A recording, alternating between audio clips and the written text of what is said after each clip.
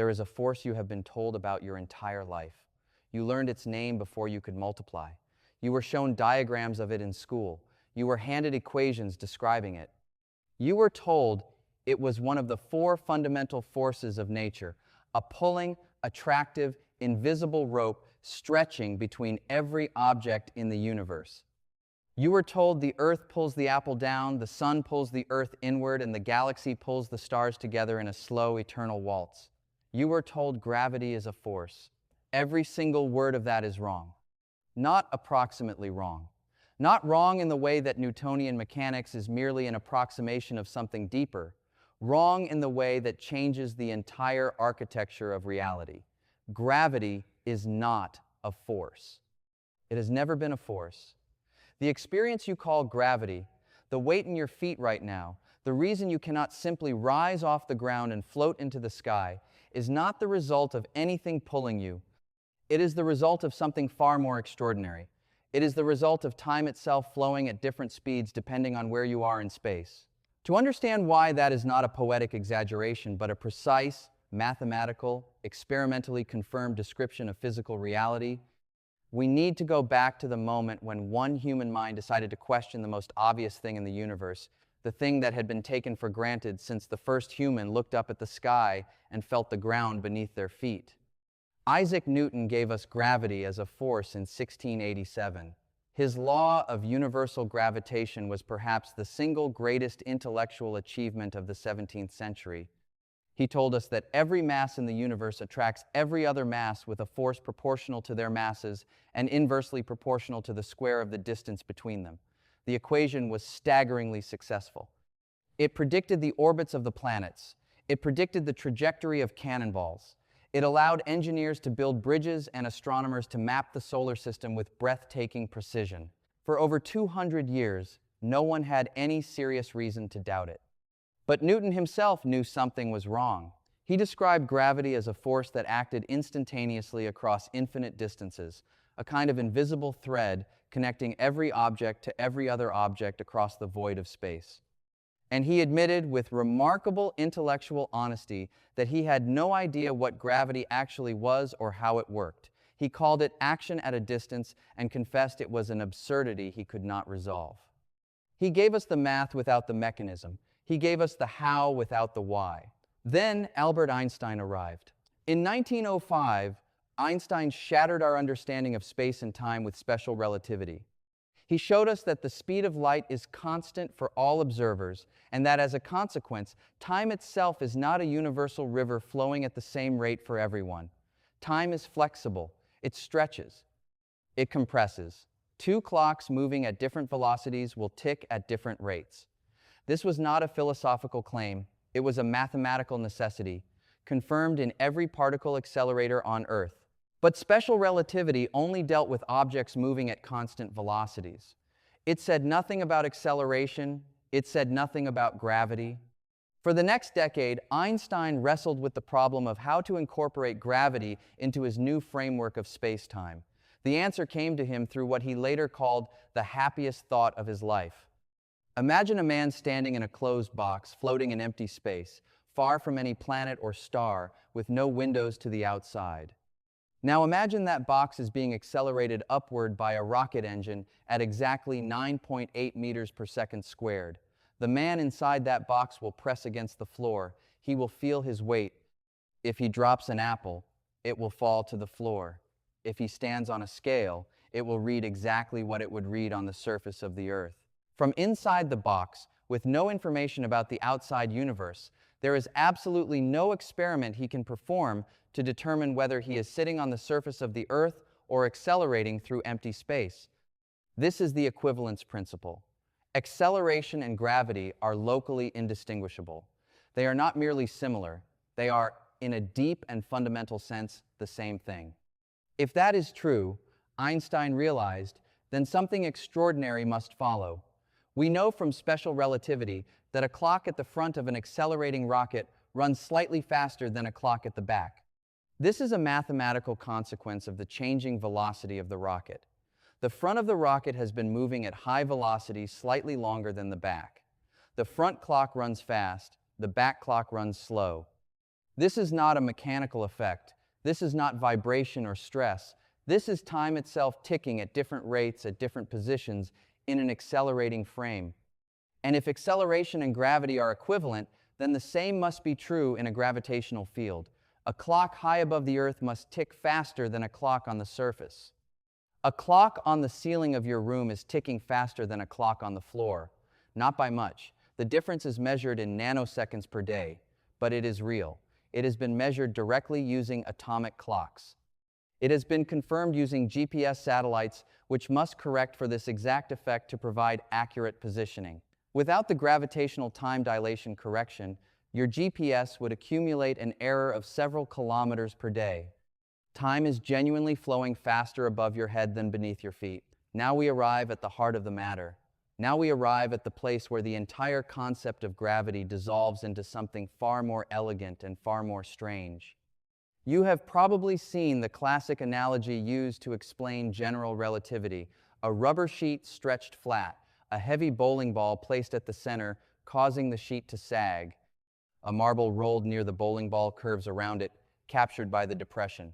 The analogy is meant to represent how mass curves space-time, causing objects to follow curved paths. Physicists use it constantly. It is in every textbook, every documentary, every popular science article ever written about general relativity. It is also completely wrong in a way that is deeply important to understand. The rubber sheet analogy fails because it is circular. It uses gravity to explain gravity. The bowling ball sags the sheet downward because you are already living in a gravitational field. You are relying on the Earth pulling the bowling ball down to demonstrate how mass creates curvature. If you ran that experiment in deep space with no gravity, the bowling ball would not sag the sheet at all. The analogy is not just incomplete, it is self-referential. It smuggles in the very thing it is trying to explain. What the rubber sheet gets right is the idea of curvature, but it gets the dimension wrong. The critical curvature in general relativity is not primarily the curvature of space, it is the curvature of time. Think of it this way. Think of time as a river, but this river does not flow at the same speed everywhere. Near a massive object like the Earth, near the shore of this temporal river, the water moves more slowly. Far from massive objects out in deep space, the river flows faster. Every object in the universe, every particle, every atom in your body is constantly moving through space-time at a fixed total speed. That speed is the speed of light. You are always moving through the 4 dimensions of space-time at exactly the speed of light. When you are sitting still in space, all of that motion is directed through time. You are moving through time at the speed of light. When you move through space, some of that motion is redirected from time into space, which is why moving clocks run slow. You are trading temporal velocity for spatial velocity. Now consider a ball sitting at rest above the surface of the Earth. The ball is moving through time at a certain rate. The ground beneath it is moving through time at a slightly slower rate because it is closer to the Earth's mass, deeper into the slower moving water of the temporal river. There is a gradient. Time is flowing faster above, slower below. And here is the key principle that transforms everything. Objects in freefall follow what physicists call geodesics. A geodesic in spacetime is the path of maximum proper time between 2 events. This is called the principle of maximal aging, and it is the deep reason everything moves the way it moves.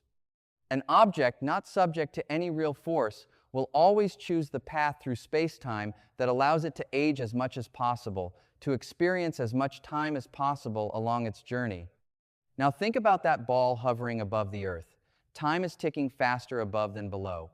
If the ball moves downward toward the Earth, it moves into a region of slower time. If it moves upward away from the Earth, it moves into a region of faster time. You might think the ball would therefore want to move upward toward the faster clock. But you need to think about the full 4-dimensional picture of space-time, not just the spatial geometry.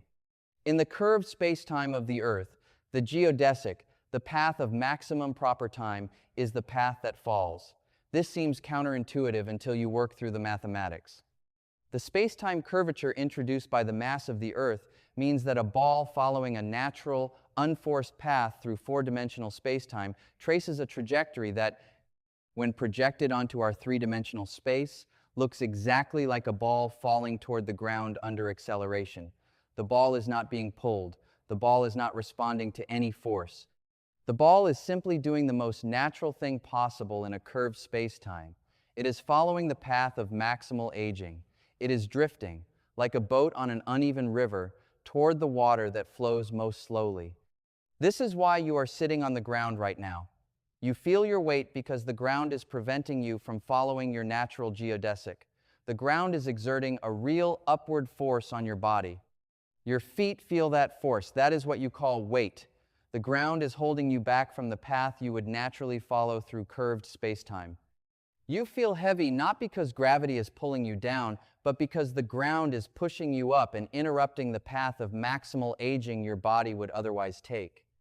This is the profound inversion of Newtonian thinking. In Newton's universe, objects at rest are in their natural state. Force must be applied to make them move. A falling apple is being yanked out of its natural state by the force of gravity. In Einstein's universe, the opposite is true. The falling apple is the object in its natural state. The apple sitting on a table is the one under the influence of a real force, the normal force of the table, pushing up against it. You are not feeling the force of gravity right now. You are feeling the force of the floor. The mathematical framework that describes all of this is the Einstein field equations. These are 10 coupled, nonlinear, partial differential equations that relate the geometry of spacetime on one side to the distribution of matter and energy on the other. The left side of the equation, the Einstein tensor, encodes the curvature of spacetime. The right side, the stress-energy tensor, encodes the density and flow of energy and momentum through spacetime. The equations say, in the most precise mathematical language possible, that mass and energy tell spacetime how to curve, and the curvature of spacetime tells matter how to move. There is no mention of force anywhere in those equations. There is no gravitational force term. There is no pulling. There is only geometry. There is only the shape of time. The elegance of this picture extends to some of the most extreme phenomena in the universe. Consider a black hole. A black hole is a region of spacetime where the curvature has become so extreme, where the slowing of time has become so severe that the geodesics, the natural paths of maximal aging, all point inward.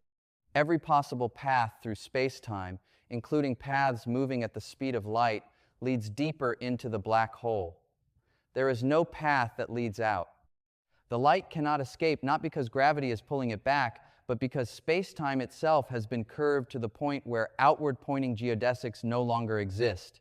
There is no path of maximal aging that leads away from the singularity. Every natural path leads inward. The same framework explains gravitational lensing, the bending of light around massive galaxies. Light follows geodesics in space-time. Near a massive object, the space-time is curved. The geodesic for light therefore curves around the mass. The photon is not being deflected by any force. It is simply traveling in the straightest possible line through a curved geometry. A line that, from our flat perspective, appears bent. And there is something even deeper hiding in all of this. The equivalence principle tells us that there is no such thing as a gravitational force even locally. A person in free fall, an astronaut in orbit, is not experiencing any force whatsoever. They are weightless, they are following a geodesic, they are in the most natural state possible in the universe. The only people experiencing a real, genuine force are those of us standing on the surface of a planet, being constantly pushed upward by the electromagnetic repulsion of the ground beneath our feet. This means that the entire history of human civilization has been spent not in the grip of a force, but standing in resistance to a geometry. Every building ever constructed, every bridge ever engineered, every foundation ever poured has been a mechanism for preventing human bodies from following their natural geodesic through curved spacetime. We have spent thousands of years building structures to hold us back from the path the universe most naturally wants us to take. Consider what this means for our understanding of the cosmos at the largest scales. The universe is not filled with objects pulling each other through invisible ropes. The universe is a four-dimensional geometry, and every particle within it is simply tracing the most natural path through that geometry. Planets orbit stars not because they are swinging on a gravitational tether, but because in the curved spacetime created by the mass of the star, the orbit is the geodesic. It is the path of maximum proper time. The planet orbiting the Sun is, from the perspective of general relativity, in a state of perfect freefall, following the most natural curve through spacetime that four-dimensional geometry allows. The deeper you go into this framework, the more you realize that what Einstein gave us was not merely a better theory of gravity. He gave us an entirely new conception of what the universe is. Space and time are not a fixed stage on which matter performs. Space and time are dynamic, elastic, curved, and woven together into a single fabric that responds to the presence of energy and mass. The universe is not a collection of objects exerting forces on each other across empty space. The universe is a geometry, and the motion of everything within it is simply the expression of that geometry.